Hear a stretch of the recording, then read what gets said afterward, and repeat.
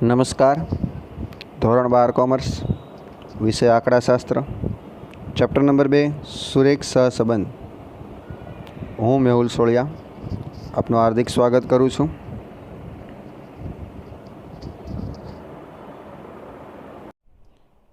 તો ચાલો જોઈએ ચેપ્ટર નંબર 2 સુરેખ સહસંબંધ. આ ચેપ્ટર કુલ 12 ગુણનું ચેપ્ટર છે, જેમાં ગુણભાર તરીકે સમજીએ તો 1+1 એટલે કે એક MCQ અને એક SQ,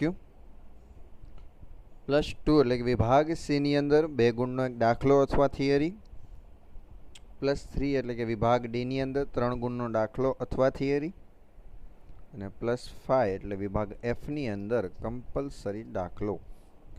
આ રીતે બોર્ડની અંદર જે 100 ગુણનું પેપર છે એમાં 12 ગુણનું આ ચેપ્ટર છે. ચેપ્ટર નંબર 2,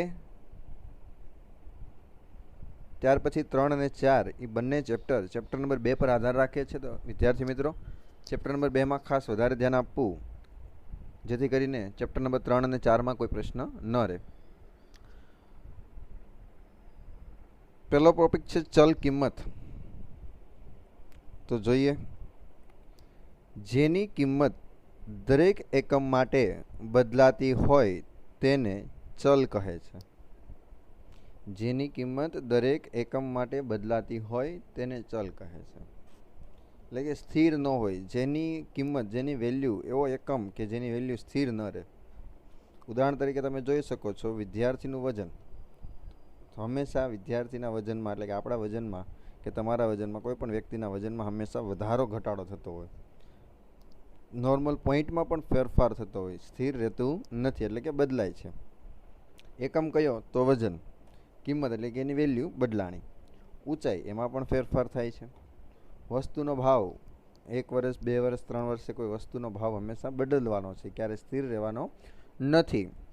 એટલે કે વિદ્યાર્થીનું વજન, વિદ્યાર્થીની ઊંચાઈ હોય, વસ્તુનો ભાવ હોય, આ તમામ એકમ છે એ બદલાયા કરે. એટલે આ બદલાતા જે એકમ હોય તેને કહેવાય ચલ કિંમત.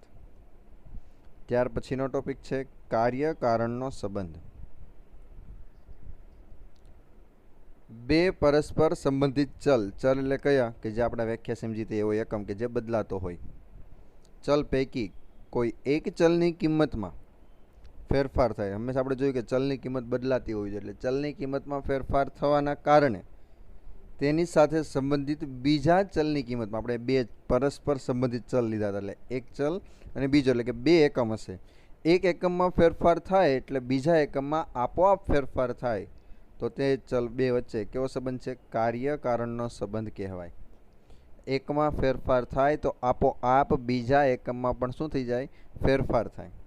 ઉદાહરણ તરીકે જોઈએ, દાખલા તરીકે કોઈ વ્યક્તિની આવક અને ખર્ચ. તો સમજીએ, જો વ્યક્તિની આવક 10,000 હતી તો વ્યક્તિ એમાંથી 3-4 હજાર રૂપિયા ખર્ચ કરતો હોય. હવે વ્યક્તિની આવક 20,000 થાય તો સ્વાભાવિક છે ખર્ચ પણ કેવો કરશે? જે પહેલાં કરતો એની કરતાં થોડો કેવો કરશે? વધારે. એટલે આવક બદલાણી, ખર્ચ બદલાણો. આવક વધે, ખર્ચ વધે. આવક ઘટે તો ખર્ચ ઘટે. એટલે આ બે ચલ કેવા થઈ ગયા? સીધો સંબંધ દર્શાવતા ફેરફાર થયા. બીજું ઉદાહરણ જોઈએ, વરસાદ અને પાકનું ઉત્પાદન. જો વરસાદનું પ્રમાણ ઓછું હોય તો પાકનું ઉત્પાદન ઓછું થાય. વરસાદનું પ્રમાણ થોડું વધે તો પાકનું ઉત્પાદનમાં પણ શું થાય? વધારો થાય. તો આવા બે ચલ વચ્ચે કેવો સંબંધ છે? કાર્ય કારણનો સંબંધ કહેવાય. પહેલી આપણે જોયું ચલ કિંમત, બીજો કાર્ય કારણનો સંબંધ. ત્યાર પછી આગળ જોઈએ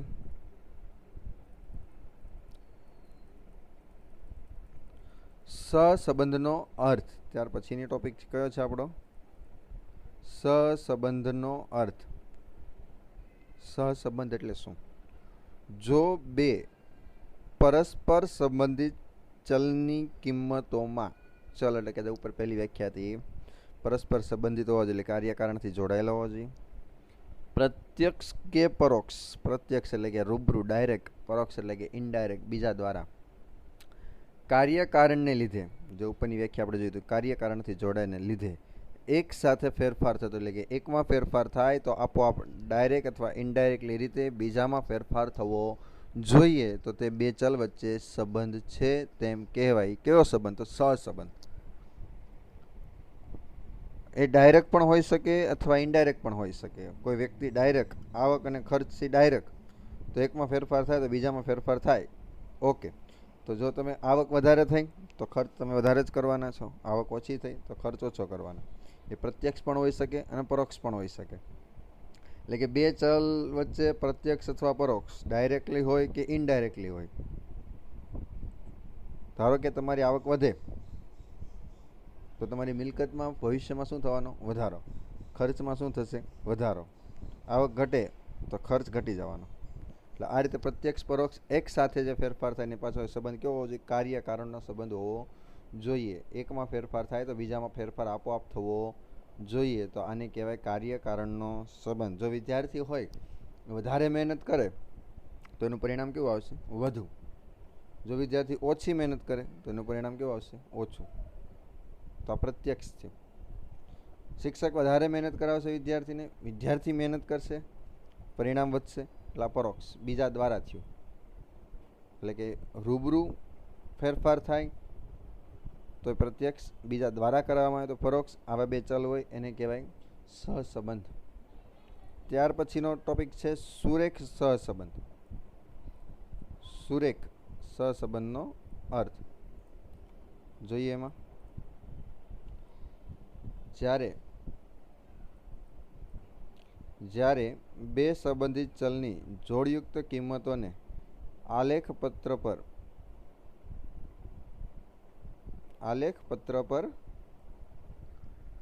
દર્શાવવામાં આવે. બે ચલ લેવાના, બંને ચલ જોડયુક્ત હોવા જોઈએ. એટલે કે એક્સ અને વાય બે એકમ હોવા જોઈએ. એક્સ હોય ધારો કે આવક, તો વાય છે એનો ખર્ચ. એટલે બે ચલ થઈ ગયા. જોડયુક્ત કિંમતોને કે એક્સમાં 5 હોય તો વાયમાં પણ 5 હોવા જોઈએ. એટલે કે એકમ 5 હોવા જોઈએ. 5 વ્યક્તિની આવક, 5 વ્યક્તિનો ખર્ચ. એ રીતે આલેખપત્ર પર દર્શાવવામાં આવે ત્યારે જો આલેખમાં જે બિંદુઓ એક જ સુરેખા પર હોય, એટલે કે તમે આલેખ તૈયાર કરો, નીચે એક્સ અક્ષ ઉપર એક્સ અક્ષ લેવાનો, વાય અક્ષ ઉપર વાય અક્ષ લેવાના, પછી એક્સ અને વાયના બિંદુ જ્યાં ભેગા થતા હોય ત્યાં આપણે બિંદુ મૂકવાના અને તમામ બિંદુઓ જોવાના કે જો એક જ સુરેખા પર આવે અથવા સુરેખાની ક્યાં આવે? ખૂબ જ નજીક આવે. એક જ સુરેખા પર આવે અથવા સુરેખાની ખૂબ જ નજીક હોય તો તેવા ચલ વચ્ચે કેવો સંબંધ છે? સુરેખ સહસંબંધ છે તેમ કહેવાય. આલેખપત્ર ઉપર જે બિંદુ થાય એ બિંદુ એક જ સુરેખા પર આવે તો તેને સુરેખ સહસંબંધ કહેવાય. ત્યાર પછી સહસંબંધના પ્રકાર. સહસંબંધના મુખ્ય બે પ્રકાર છે, ધન સહસંબંધ અને નંબર 2 ઋણ સહસંબંધ.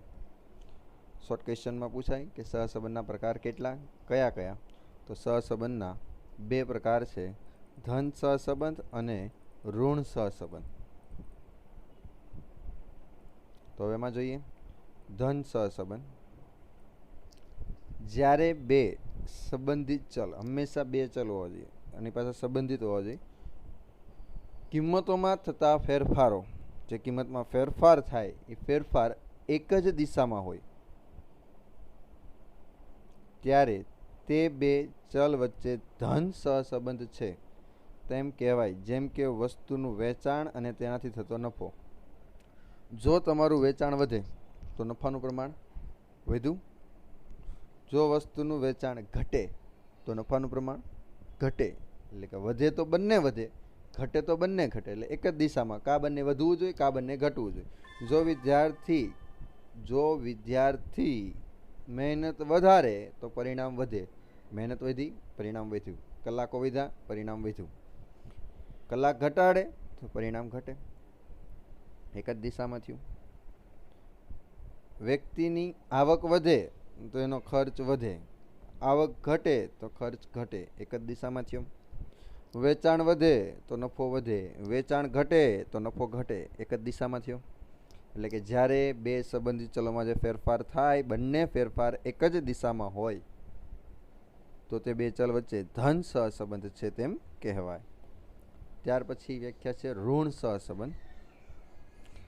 જ્યારે બે સહસંબંધિત ચલોની કિંમતોમાં થતા ફેરફારો એકબીજાથી કઈ દિશામાં? વિરુદ્ધ દિશામાં થતા હોય ત્યારે તે બે ચલ વચ્ચે ઋણ સહસંબંધ છે તેમ કહેવાય. ઋણ એકબીજાથી વિરુદ્ધ દિશામાં, એક વધે તો બીજું ઘટવું જોઈએ. જેમ કે વસ્તુના ભાવ, જો ભાવ વધે તો લોકોની માંગ શું થાય? ઘટે. ધારો કે સોનાના ભાવ વધે તો ખરીદી ઘટે. ભાવ વધ્યો, ખરીદી ઘટી, એટલે એક વધ્યું ને એક ઘટ્યું, વિરુદ્ધ. જો સોનાના ભાવ ઘટે તો ખરીદી વધે. પેટ્રોલના ભાવ ઘટે તો એનો વપરાશ વધે. પેટ્રોલના ભાવ વધે તો એનો વપરાશ ઘટે. થયું? એટલે આ બંને જે સહસંબંધ છે કેવા? વિરુદ્ધ દિશામાં. એક વધે તો બીજું ઘટે, એક ઘટે તો બીજું વધે. જ્યારે ધનમાં બંને એક જ દિશામાં હોય, ઋણમાં બંને વિરુદ્ધ દિશામાં હોય તો તેને ઋણ સહસંબંધ છે તેમ કહેવાય. એટલે કે સહસંબંધના પ્રકાર બે: ધન સહસંબંધ, ઋણ સહસંબંધ. જો એક જ દિશામાં હોય તો ધન સહસંબંધ, વિરુદ્ધ દિશામાં હોય તો ઋણ સહસંબંધ. ત્યાર પછી છે સહસંબંધાંક. જે આપણે ચેપ્ટરની અંદર દાખલા પૂછાય તેને સહસંબંધાંકના દાખલા કહેવામાં આવે છે. તો એને જોઈએ કે બે ચલ વચ્ચેના સુરેખ સંબંધની ઘનિષ્ઠતાના માપને, ઘનિષ્ઠતા એટલે કે ચોક્કસ માપને સહસંબંધાંક કહે છે. બે ચલ વચ્ચે કેટલો સંબંધ છે, 50% આપણે કહીએ, 20%, 30%, 40%, 50%, આ માપવાની જે પદ્ધતિ છે એ પદ્ધતિને જે કહેવાય સહસંબંધાંક કહે છે. સહસંબંધાંકને સંકેતમાં આર વડે દર્શાવવામાં આવે છે, સ્મોલ આર વડે.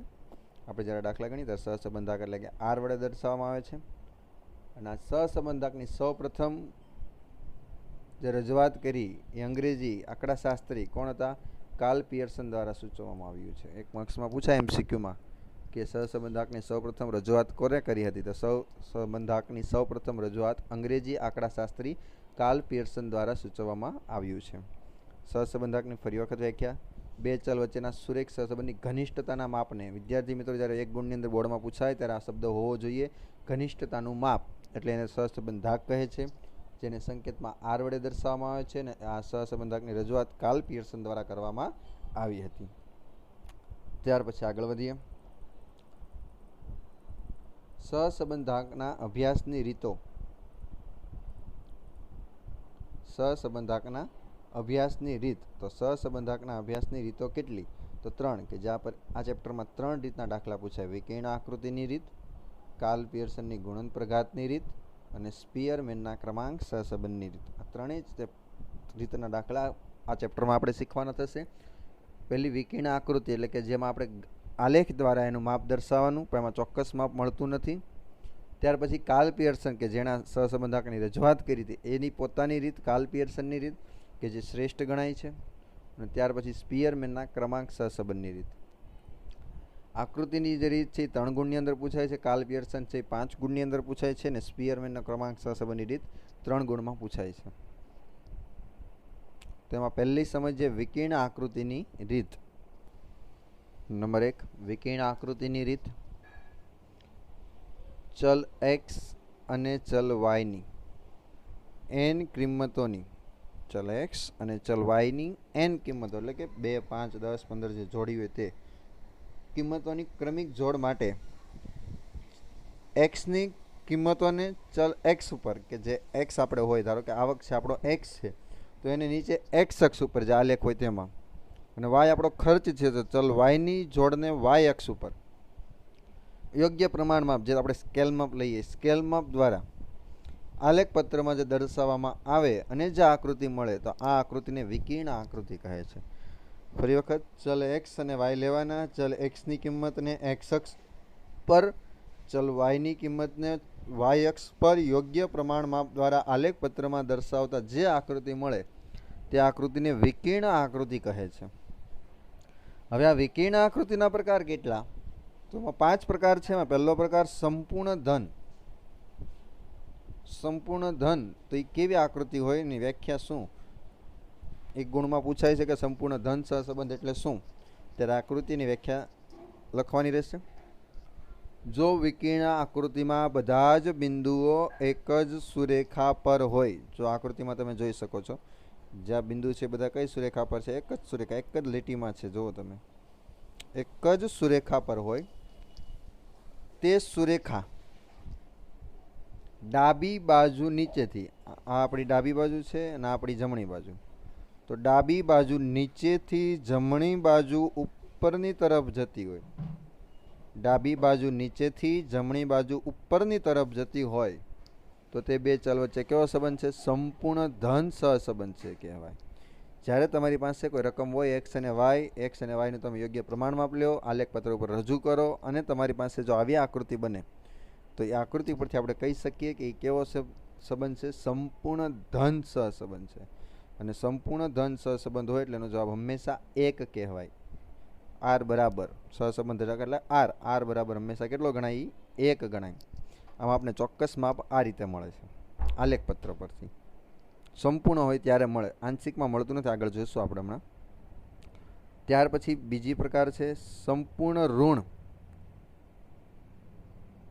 સંપૂર્ણ ઋણ સહસંબંધ. તો જોઈએ, જો વિકર્ણ આકૃતિમાં બધા જ બિંદુઓ એક જ સુરેખા પર હોય અને તે સુરેખા, બધા જ બિંદુ એક જ સુરેખા પર છે અને તે સુરેખા ડાબી બાજુ ઉપરથી જમણી બાજુ નીચેની તરફ જતી હોય, ડાબી બાજુ ઉપરથી જમણી બાજુ નીચેની તરફ જતી હોય તો તેની વચ્ચે કેવો સંબંધ કહેવાય છે? સંપૂર્ણ ઋણ. જ્યારે આપણી પાસે કોઈ રકમ હોય એક્સ અને વાય ને આવી આકૃતિ બને આલેખપત્ર પર તો આપણે એને કહેવાય સંપૂર્ણ ઋણ અને એનો જવાબ -1 આવે. સંપૂર્ણ ધનમાં નીચેથી ઉપર જાય, સંપૂર્ણ ઋણમાં ઉપરથી નીચે જાય, તમામ બિંદુ એક જ સુરેખા પર હોવા જોઈએ. ત્યાર પછી આગળ જોઈએ નંબર 3, આંશિક ધન સહસંબંધ. આંશિક એટલે કે થોડો ઘણો એમ. જો વિકર્ણ આકૃતિમાં બધા જ બિંદુઓ એક જ સુરેખા પર ન હોય, આ શબ્દ જોજો વિદ્યાર્થી મિત્રો, ન હોય, પરંતુ કોઈ સુરેખાની આસપાસ હોય. જો એક જ સુરેખા પર નથી, પરંતુ સુરેખાની ક્યાં છે? નજીક છે, આસપાસ છે. અને પાછી આ સુરેખા પછી ક્યાં જાય છે? ડાબી બાજુ નીચેથી જમણી બાજુ ઉપરની તરફ જાય છે. તો આ બે ચલ વચ્ચે કેવો સંબંધ છે? આંશિક ધન. કેમ કે એક લીટીમાં છે નહીં, લીટીની નજીક છે. તો આનો જવાબ 0 થી 1 ની વચ્ચે આવે. ન 0 આવે ન 1 આવે, એની વચ્ચે આવે. 0.1, 0.2, 0.3 એવો જવાબ આવે. તો તેને કહેવાય આંશિક ધન સહસંબંધ. એક જ સુરેખા પર ન હોય, પરંતુ સુરેખા પાછી ક્યાંથી હોય છે? નીચેથી ઉપર. ધન આવે એટલે સુરેખા નીચેથી ઉપર હોય, ઋણ આવે તો સુરેખા ઉપરથી નીચે હોય, યાદ રાખવાનું. ડી જોઈએ, જો વિકર્ણ આંશિક ઋણ સહસંબંધ. જો વિકર્ણ આકૃતિમાં બધા જ બિંદુઓ એક જ સુરેખા પર ન હોય, તો ન છે અંદર છે, ન હોય, જો અહીં સુરેખા પર નથી, પરંતુ આ સુરેખાની આસપાસ હોય અને સુરેખા ડાબી બાજુ ઉપરથી જમણી બાજુ નીચેની તરફ જતી હોય તો તે બે ચલ વચ્ચે કેવો સંબંધ છે? આંશિક ઋણ. અને આનો જવાબ માઇનસમાં આવે, એટલે કે 0 અને એ -1 ની વચ્ચે, એટલે -0.1, -0.2, -0.3, ટૂંકમાં માઇનસ જવાબ હોય. -1 ન હોય અને 0 ન હોય, એની વચ્ચે હોય, એટલે એને કહેવાય આંશિક ઋણ. ત્યાર પછી સહસંબંધનો અભાવ. જ્યારે વિકર્ણ આકૃતિમાં બધા જ બિંદુઓ યાદચ્છિક એટલે કે કોઈ પણ રીતે યાદચ્છિક એટલે કે જે આપણે જાણતા ન હોય એ રીતે વિખરાયેલા હોય અને કોઈ ચોક્કસ ઢબમાં ન હોય, કોઈ આકૃતિ ન બને, કોઈ લીટી ન થાય, કોઈ સુરેખામાં ન હોય, તો ચોક્કસ ઢબમાં ન હોય તો તે સહસંબંધનો શું કહેવાય? અભાવ. કે જો આમાં એક પણ આકૃતિ આપણે જોઈએ કે નથી નીચેથી ઉપર, ઉપરથી નીચે, કોઈ સુરેખા નથી, કોઈ આજુબાજુ નથી, પોતપોતાની રીતે વિખરાયેલા હોય અને આવી જ્યારે આકૃતિ બને ત્યારે આનો અભાવ કહેવાય. અને અભાવનો જવાબ હંમેશા 0 આવે. સહસંબંધનો અભાવ કેટલો આવે? 0. એટલે 5 પ્રકાર હતા, ફરી વખત જોઈએ. પહેલો સંપૂર્ણ ધન સહસંબંધ, બીજો સંપૂર્ણ ઋણ, ત્રીજો આંશિક ધન સહસંબંધ, ચોથો આંશિક ઋણ અને પાંચમો સહસંબંધનો અભાવ.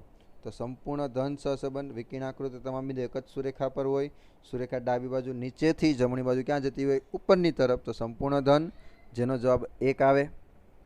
સંપૂર્ણ ઋણ, એક જ સુરેખા પર હોય અને સુરેખા ડાબી બાજુ ઉપરથી જમણી બાજુ ક્યાં જતી હોય?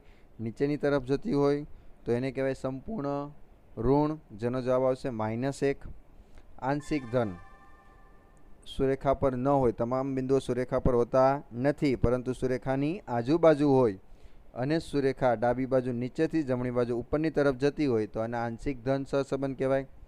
આંશિક ઋણ બધા જ બિંદુઓ સુરેખા પાસે ન હોય પરંતુ સુરેખાની આજુબાજુ હોય ને એકાદ બિંદુ સુરેખા પર હોય તો પણ ચાલે, અને આ સુરેખા ડાબી બાજુ ઉપરથી જમણી બાજુ નીચેની તરફ જતી હોય તો આંશિક ઋણ જેનો જવાબ આવે છે 0 થી -1ની વચ્ચે. અને છેલ્લો અંત છે સહસંબંધનો અભાવ.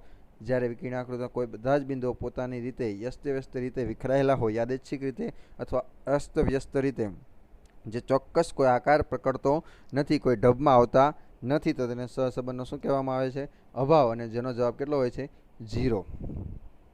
ઓકે, 5 ગુણમાં દાખલો આવે છે. એ દાખલાનો જ્યારે પ્રકાર નક્કી કરવાનો થાય ત્યારે પ્રકાર આમાંથી કોઈ પણ એક પ્રકાર હોય છે. ત્યાર પછી આપણે જોઈએ આગળ આ જે વિકર્ણ આકૃતિ છે એની રીતના ફાયદા. વિકર્ણ આકૃતિની રીતના ફાયદા ગુણ કે જે 2 ગુણમાં થિયરીમાં પૂછાય.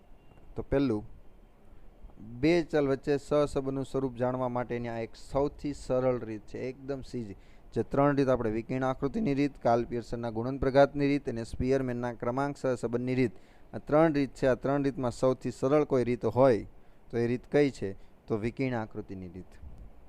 બીજું, આ રીતમાં ઓછા ગાણિતિક જ્ઞાનની જરૂર પડે છે, વધારે ગાણિતિક જ્ઞાનની જરૂર પડતી નથી, કોઈ સૂત્રની જરૂર પડતી નથી, એટલે ગણિતની કોઈ વધારે જરૂર ન પડે. એટલે એ લોકો કહે છે કે ઓછા ગાણિતિક જ્ઞાનની જરૂર પડે છે. ખાલી આપણે ફક્ત સ્કેલ માપ જે લેવાનું હોય ત્યાં આપણે ગણિતની જરૂર પડે, વધારે કોઈ જરૂરિયાત રહેતી નથી. ત્રીજો, આ રીતથી 2 ચલ વચ્ચે સહસંબંધની ઘનિષ્ઠતાનો થોડો ઘણો ખ્યાલ આવે કે ચોક્કસ માપ આપને મળતું નથી, કેટલું થોડું ઘણું, કે આપણે જોયું હતું 1 0 થી 1ની વચ્ચે 0 હોય, -1 થી 0ની વચ્ચે, આ રીતે થોડો ઘણો ખ્યાલ આવે, ચોક્કસ તમને માપ મળતું નથી. ત્યાર પછી નંબર 4 ઉપર છે વિકર્ણ આકૃતિમાં બિંદુઓ કેવી રીતે વિખરાયેલા છે તે પરથી 2 ચલ વચ્ચે સંબંધ સુરેખ છે કે નહીં તેનો ખ્યાલ આવે. એટલે કે એક જ લીટીમાં હોય તો સુરેખ સહસંબંધ છે કે નહીં તે આપણે જોઈ શકીએ. એનાથી વધારે આપણે કોઈ વસ્તુ જાણી શકતા નથી. અને 5મો મુદ્દો, માહિતીમાં કેટલાક અંતિપ્રાંતકો હોય તો પણ સહસંબંધનું સ્વરૂપ જાણવામાં કોઈ મુશ્કેલી પડે. કદાચ એકાદું માપ રહી ગયું હોય, એક જોડી રહી જાય તો પણ આપણે આલેખ દ્વારા માફ કરી શકીએ, પછી કદાચ એ જોડીને આપણે એડ કરવી હોય તો થઈ શકે, જે અન્ય રીતોમાં થઈ શકતી નથી. આલેખમાં આ રીતમાં થઈ શકે એટલે મુસીબત પડતી નથી. એટલે આ રીતે ફાયદા.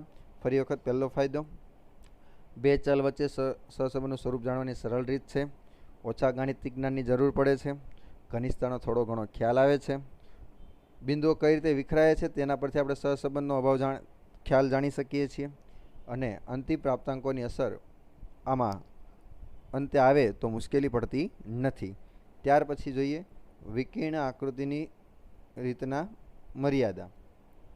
તો મર્યાદામાં પહેલો છે, આ રીત દ્વારા 2 ચલ વચ્ચે સહસંબંધનું ચોક્કસ માપ મેળવી શકાતું નથી, ચોક્કસ માપ મળતું નથી. અને બીજું, વર્ગીકૃત દ્વિચલ માહિતી માટે આ રીત ઉપયોગી. વર્ગીકૃત દ્વિચલ માહિતી હોય ત્યારે આ રીત ઉપયોગી છે નહીં. 2 ગુણની અંદર મોસ્ટ આઈએમપી અથવા 1 ગુણની અંદર મોસ્ટ આઈએમપી પ્રશ્ન પત્રિકા પૂછાય છે, વિકર્ણ આકૃતિની મુખ્ય મર્યાદા કઈ 1 ગુણમાં પૂછાય તો પહેલો મુદ્દો છે એ લખવાનો, વિકર્ણ આકૃતિ દ્વારા 2 ચલ વચ્ચેનું સહસંબંધનું ચોક્કસ માપ જાણી શકાતું નથી. 1 ગુણની અંદર મોસ્ટ પ્રશ્ન પૂછાય છે કે વિકર્ણ આકૃતિની મુખ્ય મર્યાદા કઈ, તો લખવાનું ચોક્કસ માપ જાણી શકાતું નથી. અને 2 ગુણમાં પૂછાય કે વિકર્ણ આકૃતિના મર્યાદા અથવા ગેરફાયદા જણાવો, તો આ બંને મુદ્દા લખવાના કે ચોક્કસ માપ જાણી શકાતું નથી અને વર્ગીકૃત દ્વિચલ માહિતી માટે આ રીત ઉપયોગી નથી. ક્લિયર? હવે પછીના પીરિયડમાં આપણે આ રીતના દાખલા શીખીશું. દાખલા આ રીતના પૂર્ણ થાય વિકર્ણ આકૃતિના, ત્યાર પછી આપણે રીત નંબર 2 પર જઈશું. ઓકે.